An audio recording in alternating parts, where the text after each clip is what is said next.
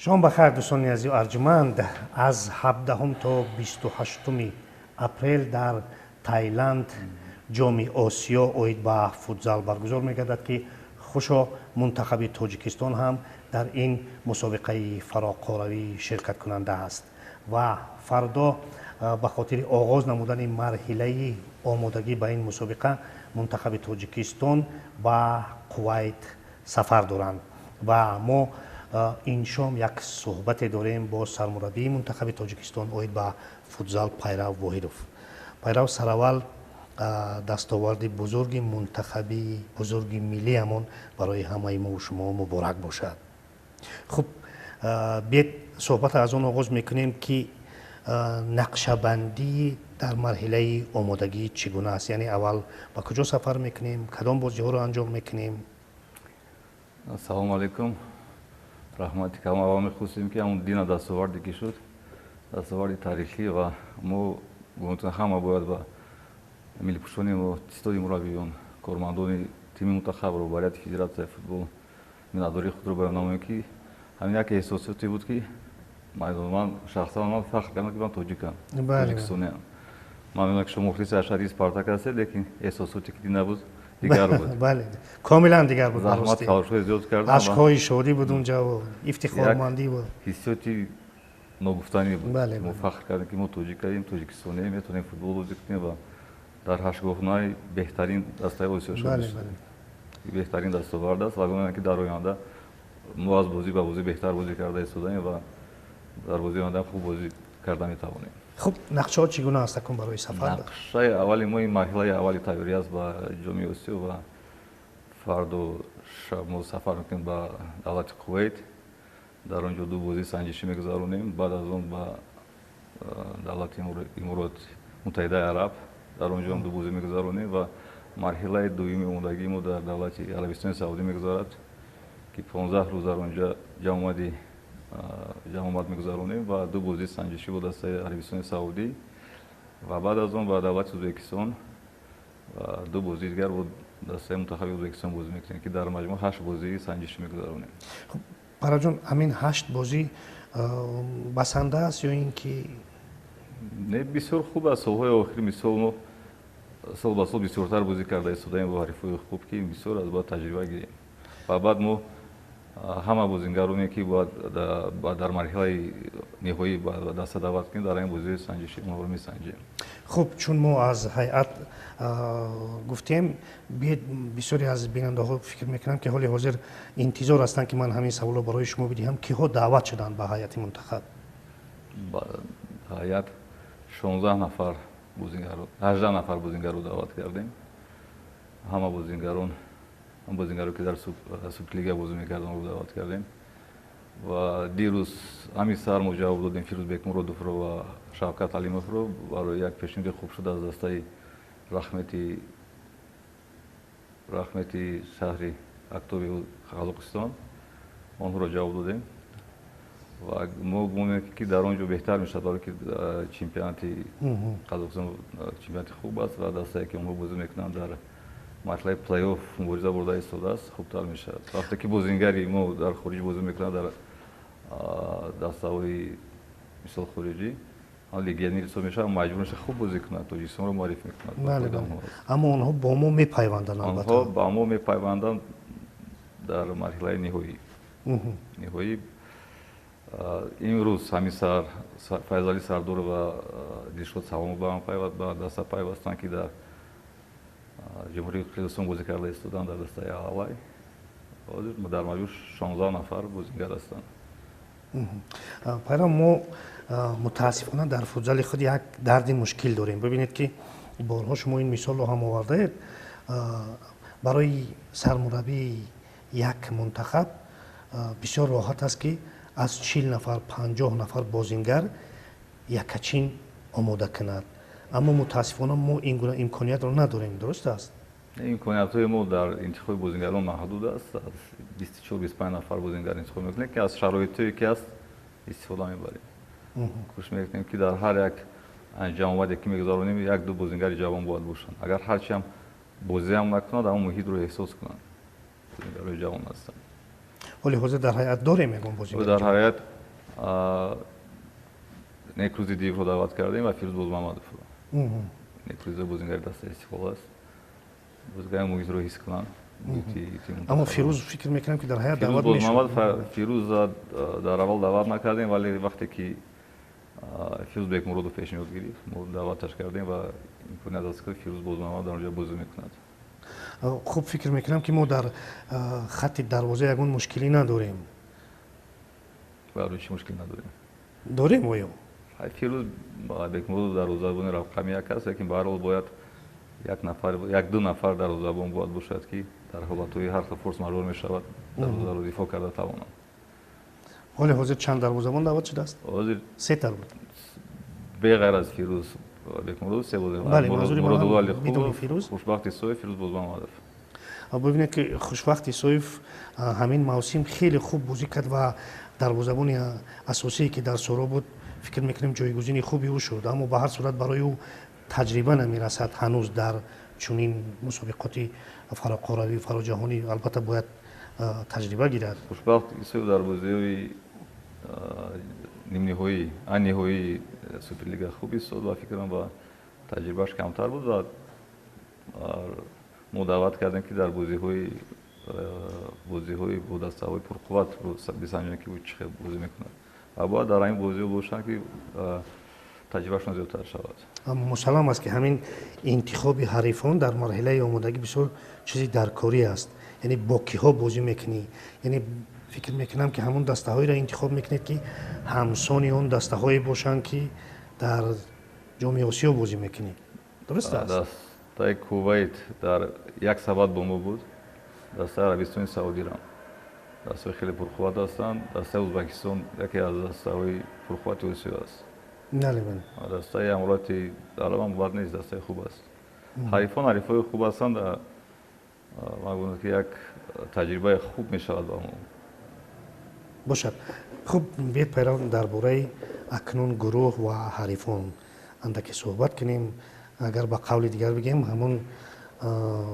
гурӯҳи марг шояд ҳамин гурӯҳи мост ҷопон қирғизистон ва кореяи ҷанубӣ ин хеле ҳарифони аршад ҳастанд ҳарифони хуб ҳастанд ҳарифони сарсахтам гӯё мешаванд қирғизистон ҳозир омодагиашро оғоз намуд дар давлати испания омодагиро дар онҷо мебинам марҳилаи дуюми омодагии вай аст дастаи ҷопон қаҳрамони феълии осиё аст дастаи кореяи ҷанубиам дар вақти хеле рушд кардагӣ аст мо кӯшиш мекунем ки бо ҳама ҳарифон бозӣ кунем ва аз вазифаи аввалин дараҷа аз гурӯҳ баромадан аст бале мо дар панҷгонаи осиё ҳастем хуб бибинед ки ҳар як ҳарифам андеша мекунад дар ин бора масалан шумо агар сармураббии мунтахаби ҷопон мебудед нисбати мунтахаби тоҷикистон чӣ андеша мекардед кадом паҳлӯҳоаш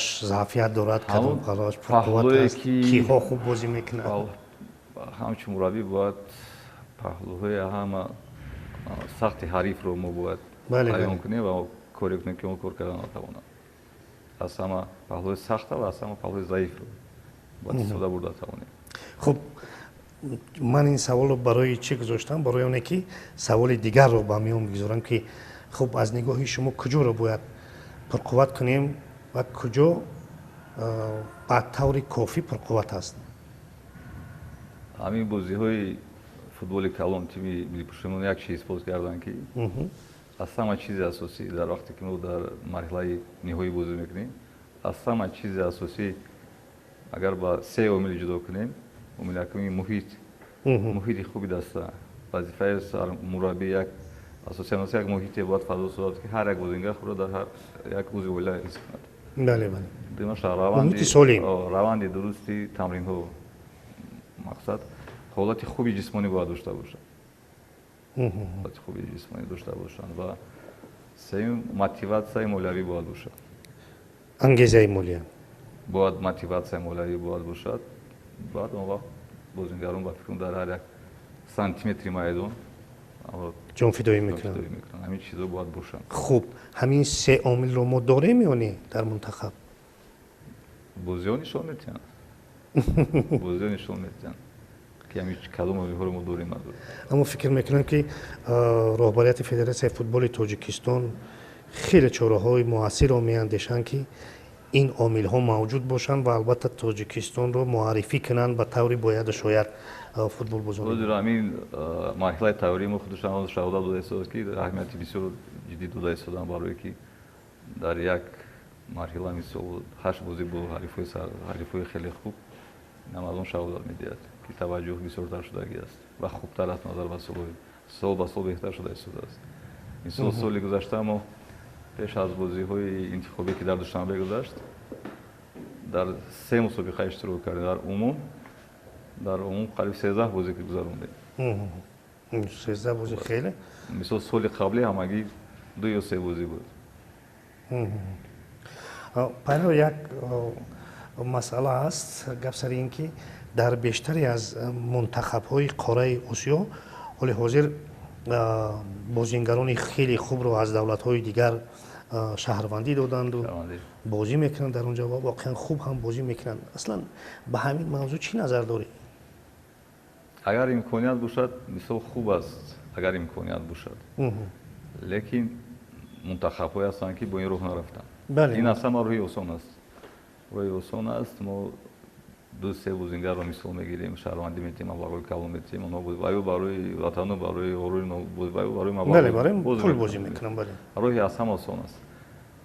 лекин аз роҳе ки ӯзбекистон гирифтагӣ аст. ӯзбекистон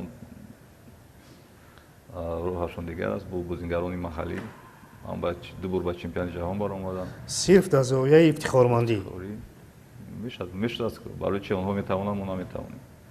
гап дар сари ин ки таҷриба шудааст. ман ҳамин саволро ба он хотир доштам ки хеле таҷриба шудааст солҳои охир. аз роҳи аз ҳама осон барои ба натиҷа ноил шудан аст. агар мо дар он дар бораи рушди футзал дар вай гап занем, бояд бозингарои маҳаллӣ тарбия кунем мешавад. хуб барои он ҳамон маблағҳое ки мо ба бозингарои хориҷӣ метиҳем, шаҳрвандӣ метиҳем, ҳамонро бояд метавонем ба 6 бозингари худам метавонем ки хуб мешавад, беҳтар мешавад. аҳамият бояд ба бозингарои маҳаллӣ бисёртар бошад. чемпионатро пурқудрат кардан. чемпионатро пурқудрат кунем, мактабҳои футзал кӯдакона бояд дошта бошем, чемпионатҳои ғайри касбӣ бояд бисёр бошад. ҳозир дар мо фақат як мусобиқа чемпионат бошад, лигае бояд ғайри касбӣ бошад. футзал рушди ҳамин футзали касбӣ аз ғайри касбӣ вобастаи калон дорад. чанд ки мардум ҷавон бисёртар ба футзал бозӣ кунанд, бозигаро бисёртар мешавад. ва ҳамин футзал бояд оммавӣ шавад. бале пайрав, бисёре аз мутахассисон дар кишвар то дишаб ки мунтахаби мо ҳамакнун ба марҳилаи чорякниҳоии ҷомеи осиё баромад, манзури ман мунтахаби калон аст, ба ин андеша буданд ки ба воситаи футболи тоҷикро муаррифӣ кардан осонтар аст дар қораи осиё аз он ки дар футболи калон. аммо таҷриба дишаб нишон дод. ба ҳар сурат шумо чӣ назар доред ба ҳамин? фикр мекунам чандон андешаи хато нест. андеша аз рӯи натиҷаҳо вай мекунам. мисол дар 30 соли аввал футбол бори аввал ба чемпионати осиё роҳ ёфт. бори аввал аз гурӯҳ баромад, бори аввал ба якчорфинал баромад ки беҳтарин дастовард аст. лекин футзал ба фикрам мо 10 сол аст қариб агар хато накунам фақат дар ҷоми осиё бозӣ мекунем. фақат бозӣ мекардем. бори охир дар панҷгона ҷо гирифтем. дар панҷгона дохил шудем. барои футзал мо манзур нестем ки футболро вай кунем, лекин бо футзал тезтар мешавад. мо ҳозир имконият дорем ба чемпионати ҷаҳон роҳат гирем. агар хуб баромад кунем аз гурӯҳ бароем ва як бозиро ғалаба кунем, метавонем ба чемпионати ҷаҳон роҳат гирем. инҷо 5 даста роҳати мустақим мегиранд ба чемпионати ҷаҳон ки дар ӯзбекистон баргузор мешавад. 5 даста агар ӯзбекистон аз гурӯҳаш барояд ба чоргона дохил шавад, 5 даста мешавад. бале, агар на 4 даста. агар ӯзбекистон ба марҳилаи нимниҳоӣ набарад, полуфинал набарад, чоргона набарад, бале 4 даста мешавад. бале, яъне ки имкониятҳо ҳаст. ӯзбекистон ҳамчун қабулкунандаи чемпионат аст. бале, ва имкониятҳо ҳастанд ва кӯшиш мекунем ки истифода барем. хуб, пас агар дар ба воситаи футзал ки осонтар бошад, ман ҳамон чизе ки گفتید یعنی ما باید چمپیوناتی با قوت داشته باشیم، مسابقه های مختلف زیاد باشند و چمپیونات ما هم در سطح غیر کسبی و هم در سطح کسبی باید منتظم همچون مکانیزم دور زنه. درست است؟ همین بازی برگذشت کیرسانوف جامی کیرسانوف بسیار رقابت‌های شدید بود. بله بله بسیار رقابت‌های شدید بود. من برنامه شما رو تماشا کردم و تانکی بسیار بازیگرایی هستن که باید با تیم مربی باید در اینجا بود دعوت کنه. لیکن بسیاری بازیگرشون در تیم بازی کردگی است. در تیم ملی بازی کرده هستند، در اساس سوپرلیگ بازی کردگی هستند. از اساس سوپرلیگ میروند باید در اونجا بازی کنن برای که تجربه زیاد دارن و جوان‌ها وقتی قطعی بازی میکنن بازیگرای خوب میشوند. لیکن اما یک پرابلم اساسی این است که وقتی که بازیگر در سوپرلیگ بازی کرد دیگر نمیتونه در یک اونجا بازی کند. برای بسیار بچه‌ای بالاخره هستند نمیخوان در سوپرلیگ بازی کردن. برای که اگر بازی کنند دیگر در اون مسابقه غیر کسبی بازی کردن نمیتوانند. یک پرابلم و مشکلات است. پیرو برگردیم با وضع منتخب. خب ستاد مربیان کامل است حال حاضر. ستاد مربیان کامل پورا نیست برای که ما فکر داریم که یک مربی باید با درازدمان‌ها از خارج دعوت کنیم و مرحله آخر به ما کمک رساند. وزیر گفتنش تو ادامه دارند و در ذهن کی است یا اینکه الکی معلوم شده است؟ در ذهن یک مربی از ایران است و یک مربی از فدراسیون روسیه است. گفتش کرده ایستادم اگر همون سناها رو باید نگاه کنن روزی شبان که در مرحله آخر اما کمک باید کنن خوب میشد. هم روسیه هم در ایران در فوتبال جهانی خیلی نامدار است. مکتبی دروازه‌بانش خیلی پرقوت است. بله بله. مکتبی دروازه‌بان خیلی پرقوت است. یکی از عامل‌های پیشرفتی منتخب بزرگ ما همون فضای کاملی که ما گفتیم، فضای کامل است، خوب یکدیگر فهمی است، همون توحید و یگانگی شروع از سرمربی تا کارمندان او، ستاد مربیان و البته بازیگران است و خلاص آخرین نفری که توأم است به همین. خوب همین فضا رو پرجان در منتخب در دسته کی به وجود می آورد؟ سرمربی. خب چی باید کند که همین فضا دائم سالم بماند؟ فضا رو باید آماده کرده تواند. بسیار دشوار است وقتی که منظوری من هم همین است که ما 15-16 نفر چند نفر اندیشه هست 15-16 نفر بازیگر داریم. خب نخود 3-4 نفری میشد که از همه چیز نوروزی است. ممکن وقتی کم میشه ممکن در دسته بسیارتر بازی میکنن در تیم منتخب وقتشون کمتر است و وظیفه سرمربی همون باید بازیگر در یک مسابقه گذاشته که اساس کریتری اساسی باید نفرانی که غرور ملی بلند داشته باشند. بله. بعد اون است که ما منفیت‌های دسته‌ای باید از منفیت انفرادی بالا باشد. بله. هستن بازیگرایی که مثلا منفیت‌های شخصی خود را از منفیت دسته زیاد می‌دونن.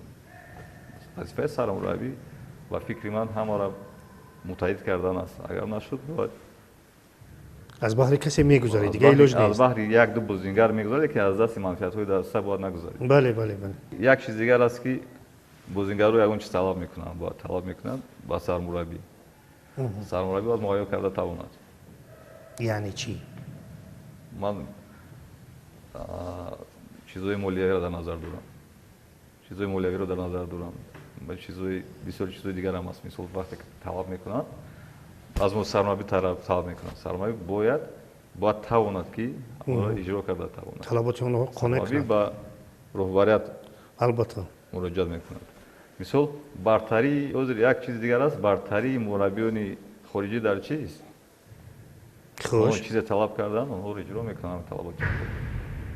با فکری من خیلی است. من از مشکلی ندارم. من در اون گپ میزنم که ما چیز طلب کرده است به ما کرده است. مسابقه بازی‌ها مشغولیت‌های جامعه بیرون از کشور همه را آماده کرده است. مشکلی نیست. لیکن در اون می‌بینیم وقتی که سرمربی خارجی می‌بیاید و سرمربی محلی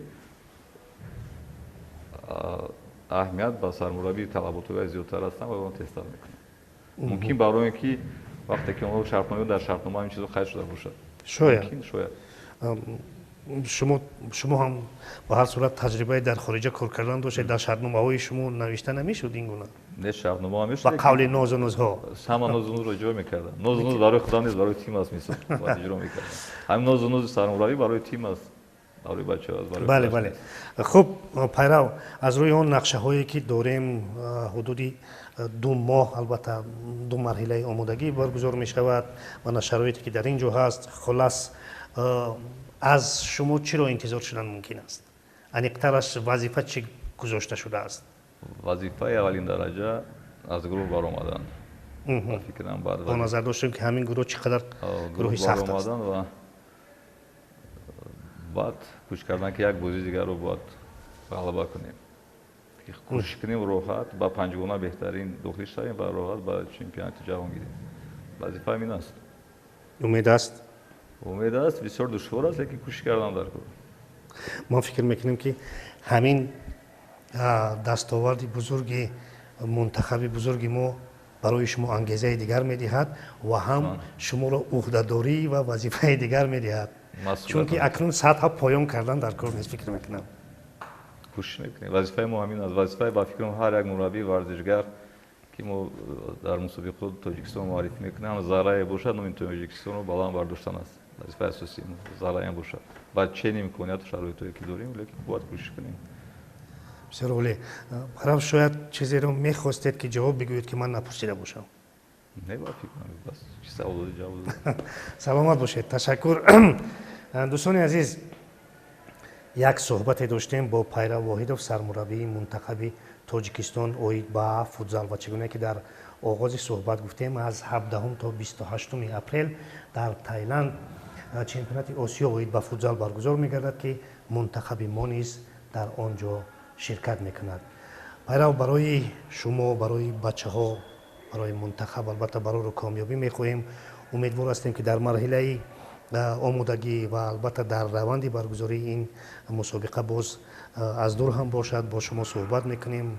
ما شما را انتظار هستیم که با سری بلند، با افتخارمندی های بزرگ به وطن برگردید.